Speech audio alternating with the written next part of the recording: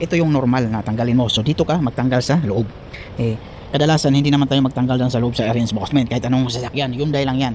Pero ito talaga yung kabayan, share ko sa inyo kabayan, ito pala yung ginagawa ko ngayon, yung Hyundai. So mga bagong modelo ngayon ng Hyundai kabayan, ang pagtanggal ng bumper ha, so bumper, rear bumper tayo, sa front bumper, saglit lang yan. Ito yung ginagawa ko, yung repair yung panel, repair yung running board. Pero dito tayo mag-focus ngayon sa bumper. So ito talaga ang tamang pagtanggal ng bumper ng Hyundai kabayan, kasama yung reinforcement yan o. Diba tinanggal ko na lahat ko. Ito yung normal na tanggalin mo. So dito ka magtanggal sa loob.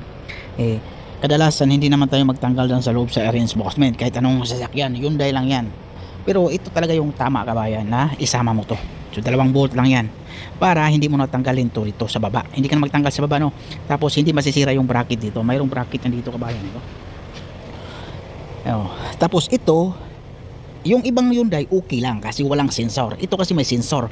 So okay lang tanggalin mo, hindi nasama tong reinforcement. Pero ito may sensor. So delikado to. So kailangan dito na tayo magtanggal sa reinforcement sa loob para secure yung sensor natin.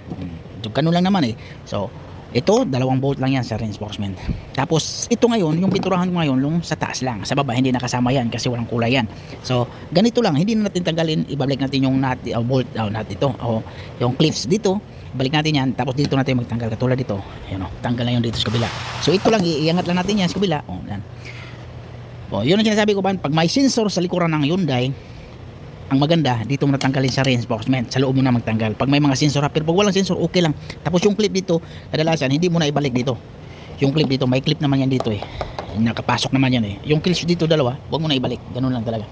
Pag yung mga Hyundai Elantra, Hyundai Sonata, pero ibang Hyundai ito, hatchback to siya kabayan oh.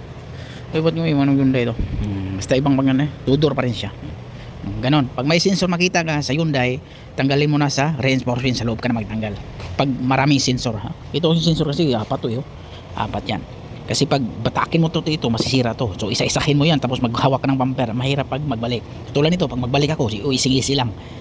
Okay? O ganon lang siya kabayan. Maraming salamat kabayan. Okay? Ganon ang technique pagtanggal ng rear bumper sa Hyundai.